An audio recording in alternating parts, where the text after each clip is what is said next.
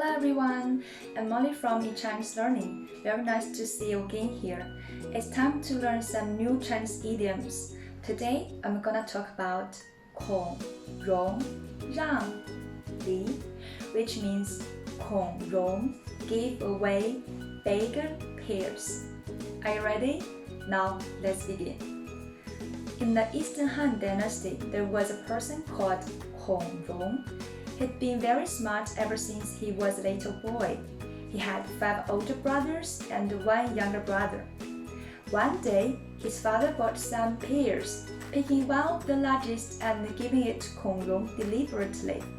But Kong Rong shook his head and picked up the smallest one. His dad was very curious and asked, "Why?"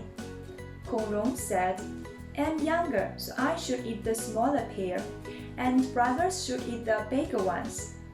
His dad was very glad after hearing his words, but asked further, "What about your younger brother who is younger than you are?" Kong Rong said, "I'm older than him, so I should leave the bigger one to my little brother." Later, Kong Rong became a great scholar. Okay, that's all about this idiom. If you like the story, you can remember Kong Rong让梨. Now please read with me. Kong Rong让梨. Today's teaching is over.